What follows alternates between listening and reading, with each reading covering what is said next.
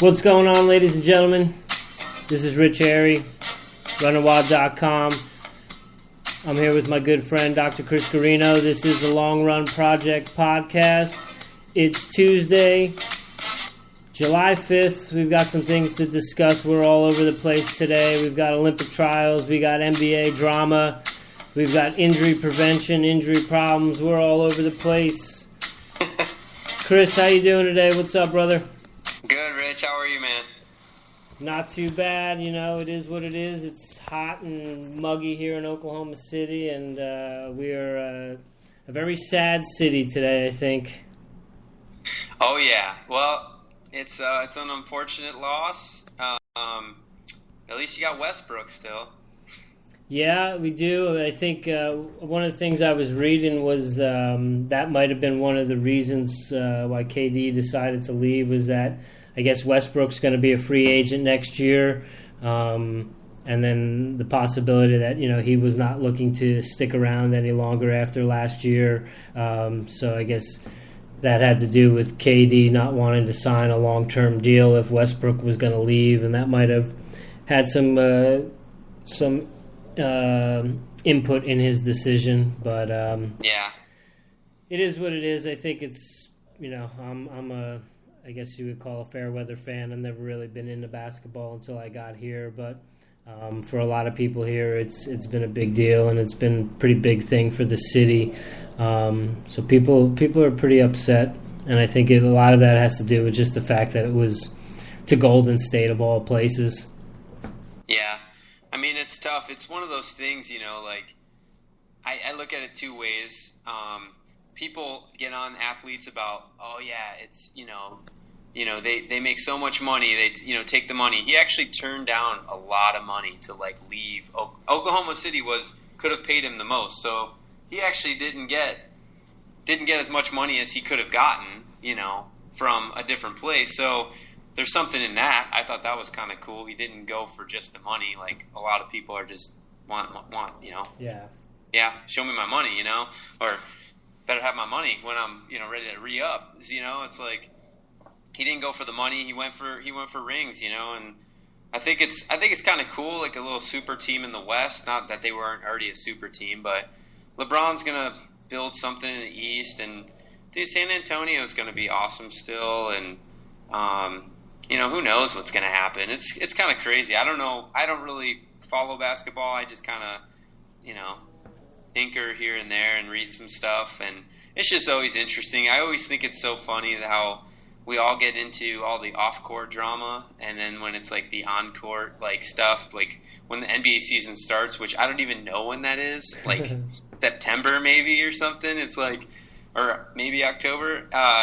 It's like no one cares about the first like 30 games because it's like, whatever, football's on and college football's on, and you know, baseball is ending, you know, the playoffs. So it's like nobody pays attention to the first like 20, 30 games anyways. So who even knows what's going to happen with that? But it's pretty funny.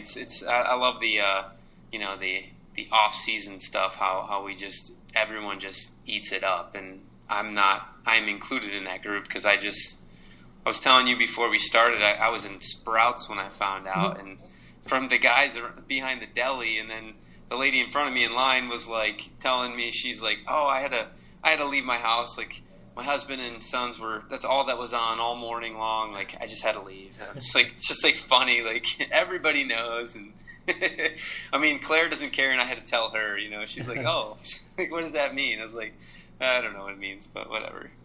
Yeah, it was funny too to like pull it up yesterday, and I mean, some of the commentary and everything is more amusing than the actual event itself. You know, you see pictures of people lighting their Durant jerseys on fire already, and Stephen A. Smith's, you know, commentary was pretty funny. And then I read there was another article on ESPN that I just read today that was kind of similar. You know, about how it was just how it was a weak move, you know, from a superstar. But, you know, I think at the end of the day, if you're trying to win titles and, you know, for whatever reason you don't think you can get it done where you're at, then, you know, who are you to you know, as a community or as an individual in that community, as a fan, to make that judgment when you're not in those shoes and you don't know. I'm pretty sure most of us are in the same position. We would probably, if we felt the same way, would do the same thing. Yeah, and these guys are making such ridiculous money with their contracts outside of the sport that I think a lot of this stuff is going to be more common than less common in the future. Because these guys are making hundreds of millions of dollars in their endorsements outside of the game of basketball that they can just afford to get paid less.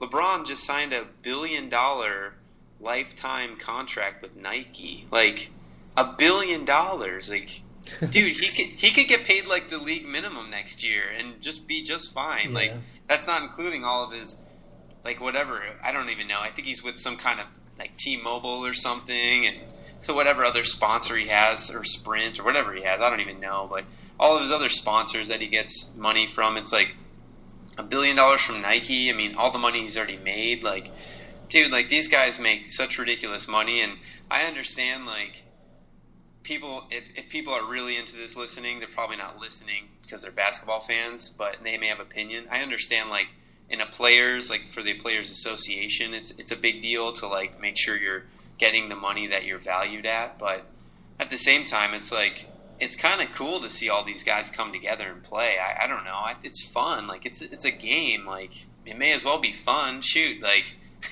why are it would just be cool just like to have no salary cap. Just let them all go crazy. Yeah. The owners want to spend the money. Let them spend the money.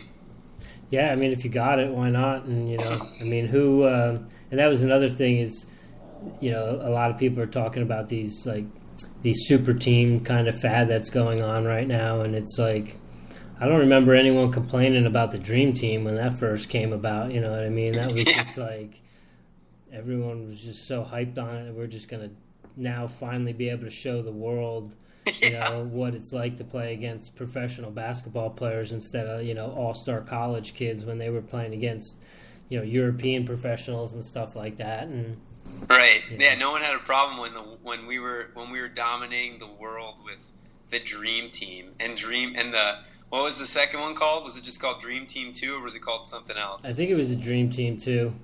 Yeah, it was just insane. Like, it wasn't even fun to. That was fun to watch, like, just to watch them go crazy. But it was like, you knew the outcome. Like, if anybody was even going to come close to beating them, there was like, that would have been drama. But they were just. Think about like all those guys: Larry Bird, Michael Jordan, Ewing, Akeem. Like, Magic. Wasn't Akeem? Yeah, Magic. Jesus, was Akeem Olajuwon on that? He's American or what? I don't know. I think Barkley was on there too. Yeah, Barkley was definitely on there. Isaiah Thomas probably. Yeah. Like, damn, like, that's insane. Like, whatever, man. That's just crazy. I know, it's like, it is what it is. It's fun though. But I'm a Yankees fan, so it's like one of those things. If you can just buy a championship, like, hey, more power to you. They have to be a lot more strategic than the NBA, but with the Major League Baseball, that no salary cap thing, you're gonna see, a guy in the next couple of years get a $500 million contract, like Bryce Harper or something. So they're just throwing ridiculous money around, just making it rain all over the place. Good for them. God bless them. It's all good. Hey, man, if you got one life to live, if you can make a bunch of money and be happy, you may as well be one of those things. Be happy or make a bunch of money, or both, hopefully. But if KD wants to go somewhere else to be happy and win championships, and that's what he wants to go down as, and good for him. Like, can't hate on him. No, not at all. No. And again, I think, I know I don't hate on him. Part of it is because I'm not an Okie by birth, but there's definitely some Okies that are pretty upset right now, and at the end of the day, it's a sport and it's a business, and it was just a business deal, and it goes on all over the world every day. It's just brought to our attention more to the forefront because it's a sport and it's on television, and it's in the community and stuff like that. But we will move on, and we've got a pretty good team, so we'll get back at it. Hopefully get some good players here or there, and now I think it's also an opportunity to see Westbrook kind of take the reins as a team leader and see how he can handle that role. Yeah, right. He thought he had a lot of triple doubles last year. Wait until this next year, man. Right. He's going to be going just bonkers. It's going to be insane. That guy's so fun to watch, man. He is so fun to watch. Yeah. And he's still got good pieces around him, so. Yeah, for sure. It's just if we could just get Westbrook to dress better before games, we'd be all right. I'd be more of a fan for sure. But I mean, some of those outfits he puts on is just they're whack.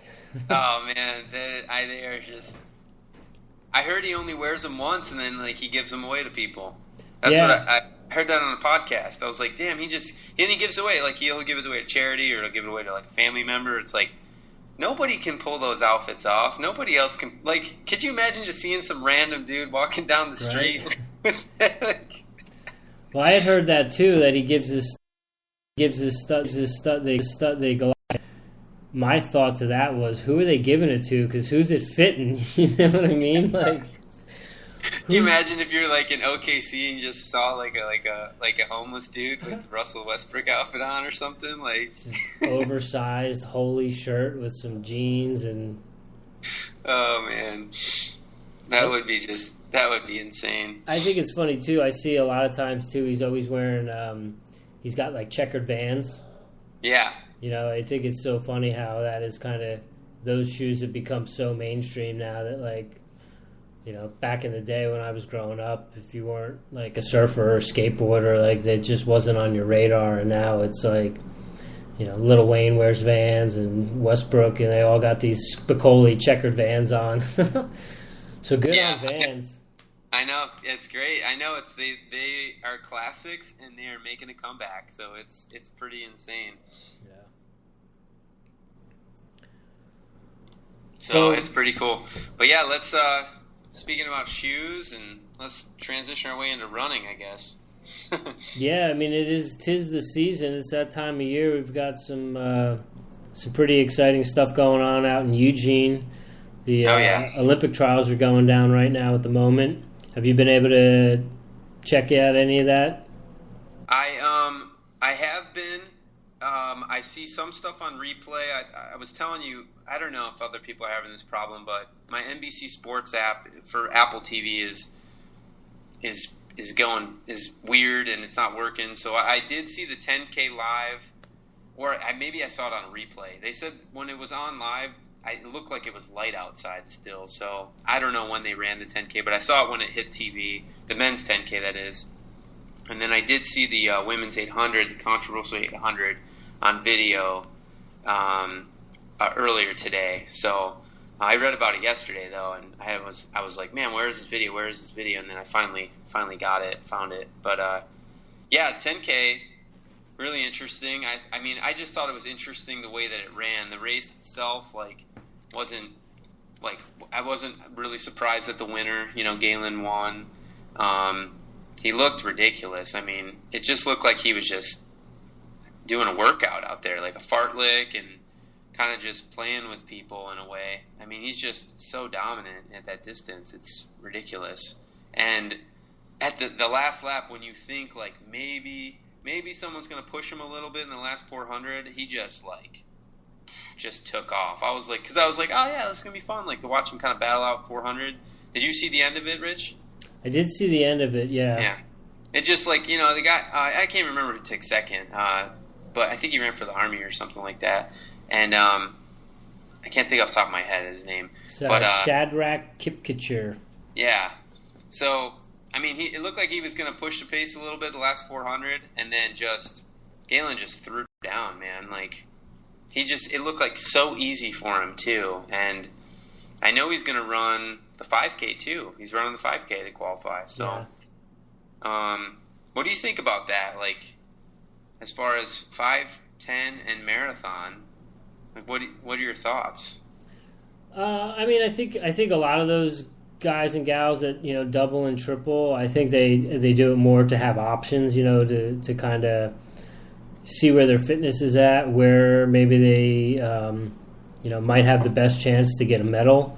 Some of them might be doing it to get a little bit more race ready for later in the season, maybe knowing that it's an Olympic year and not racing as early, or just kind of looking to get some races to get some experience.